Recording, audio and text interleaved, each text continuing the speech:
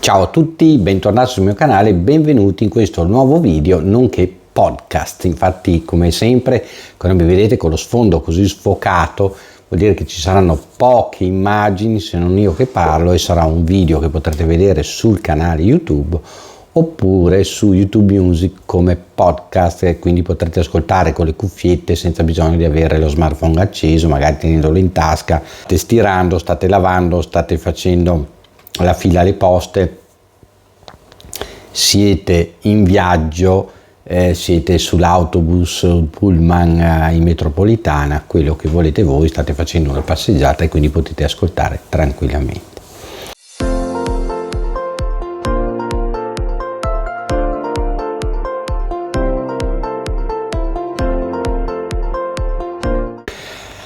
Questo video nasce per fare chiarezza su alcuni punti. Come qualche giorno fa ho pubblicato un video dove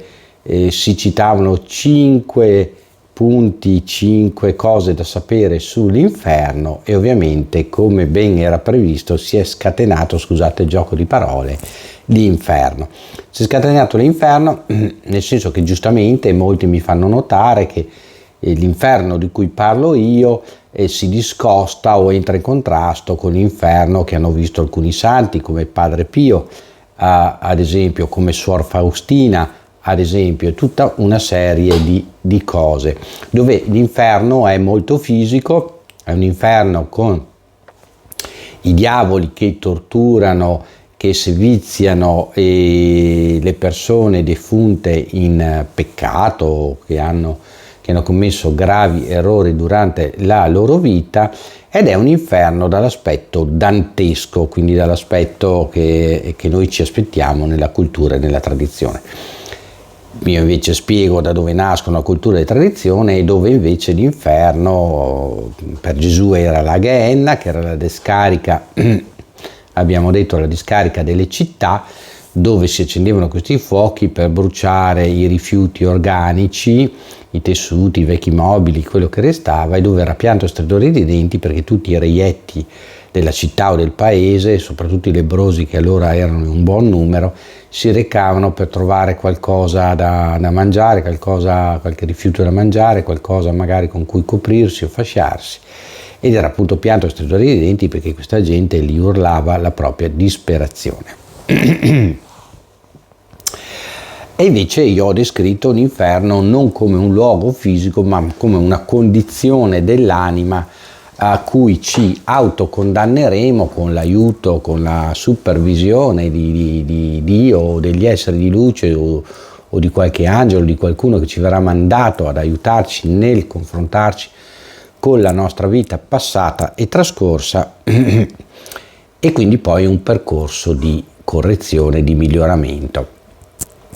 Allora, perché queste cose entrano in contrasto e come mai, non lo dico io di aver ragione, ma ce lo spiegano anche i Vangeli, come mai le cose sono diverse da quelle che magari alcuni santi hanno visto, eccetera. Allora, le esperienze spirituali, dicevo, hanno quasi sempre più di una valenza. Possono avere una valenza personale e quindi cucite su misura sulla persona che ha l'esperienza spirituale, o possono avere anche una valenza universale, e quindi il messaggio che la persona che la vive riceve può essere, come dire, aperto a tutta l'umanità. Mentre alcune esperienze individuali possono essere mal comprese o non inerenti per tutti gli altri, perché non hanno la retrocultura o non hanno il tipo di cultura o di visione della vita della persona che vive l'esperienza spirituale. E mi spiego in maniera abbastanza semplice. Nella Bibbia il primo incontro che abbiamo con Dio, al di là ovviamente della creazione, dove Dio non ha nessuna forma, nessun aspetto, abbiamo ovviamente un Dio che passeggia nel giardino dell'Eden, ma non ci viene raccontato l'aspetto. Noi ci pensiamo a questo anziano con la barba bianca che passeggia, ed Adamo ed Eva che poi, insomma, dopo il misfatto si nascondono nudi da lui. In realtà la prima apparizione viene descritto un Dio come un roveto ardente, quindi come un fuoco che brucia, che arde. e successivamente sia nei testi sacri sia durante il percorso dell'umanità, santi, carismatici, sensitivi, eccetera, chiunque ha avuto degli incontri con Dio lo ha visto in varie forme e in vari aspetti.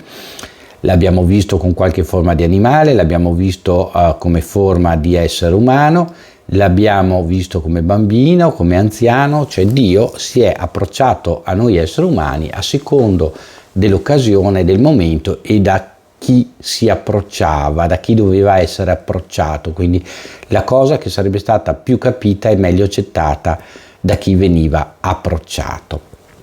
Ecco, la stessa cosa riguarda le visioni dell'inferno piuttosto che del paradiso e di altre situazioni. Perché?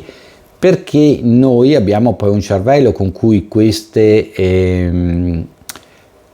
esperienze spirituali si devono confrontare. Una volta che noi torniamo nel mondo fisico, dopo l'esperienza spirituale, sia essa un NDE, sia essa un'esperienza spirituale catartica o come volete chiamarla voi, viene interpretata dal nostro cervello, il quale cerca un qualcosa nel suo conosciuto, nel quello che sa, e lo identifica come tale. E questo è già un discorso per cui chi vede l'inferno in una maniera, chi lo vede nell'altra. Un altro discorso è la capacità di capire e di interpretare. O meglio, mi spiego ancora, se noi fossimo degli analfabeti ci verrebbe rappresentata un messaggio magari con una figura, con un'immagine, la quale immagine però è statica e sicuramente non ha la forza di spiegazione che può avere un discorso, un racconto dove possiamo riempire di dovizie, di particolari, di spiegazioni le cose, quindi magari un libro scritto ovviamente ci racconta di più di un libro di sole immagini. Ecco che allora chi ha visto Dio come fuoco, chi ha visto Dio come agnello, chi ha visto Dio come nube, chi ha visto Dio come essere umano, non entrano in contrasto gli uni con gli altri. La stessa cosa è per l'inferno che vi ho descritto io, non entra in contrasto con quello visto da altri santi o da altre persone, perché a ognuno è dato da vedere quello che lui è capace di capire e di interpretare, e soprattutto quello che a lui serve in quel momento e che quindi può spiegare o può essere di aiuto per la tal situazione. Questa discussione mi ricordo che nacque anche quando parlammo del povero monaco buddista che una volta visto l'inferno ha deciso di convertirsi al cristianesimo, e lì è nata anche lì una baraonda del perché, del per come, eccetera eccetera. Al di là di quello che ognuno di noi può credere, la situazione dei concetti e preconcetti che noi abbiamo è puramente questa. Voi pensate che un Dio così onnipotente, così diverso da quello che noi ci pensiamo, non certo l'anziano con la barba, possa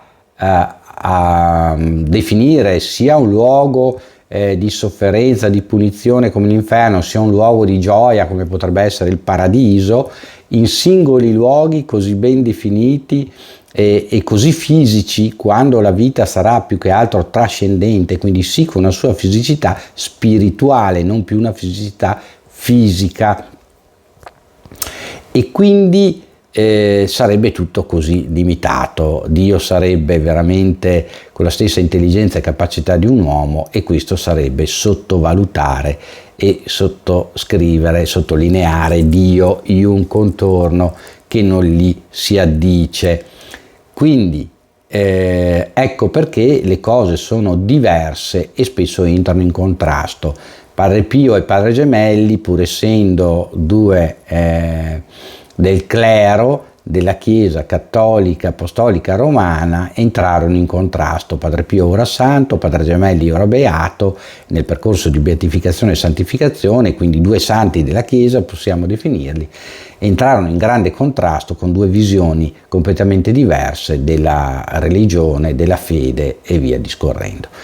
allora anche queste due cose sono sbagliate? No, come dicevamo prima, a secondo della nostra cultura, della nostra capacità di intendere una cosa, veniamo approcciati dal mondo spirituale attraverso quello che a noi serve in quel momento e attraverso quello che noi siamo in grado di capire. Ecco perché nelle spiegazioni dell'inferno che vi ho dato nel video, i 5 punti, alcuni di voi sono un po' entrati in contrasto con quanto dico, riportandomi giustamente dei racconti di santi, di beati che hanno visto un inferno molto simile a quello tradizionale, molto simile a quello di Dante Alighieri. Ma questo non entra in contrasto con quello che vi ho raccontato io, perché questo era quello che a loro serviva e questo era il modo tra virgolette limitato che loro avevano di percepire e di capire la cosa una volta rientrati dall'esperienza spirituale, dalla visione, dall'estasi nel corpo fisico. Spero di avere, sebbene in maniera anche qua limitata, perché servirebbero delle ore di discussione, degli esempi forse anche più compiuti, per definire bene queste differenze di visioni,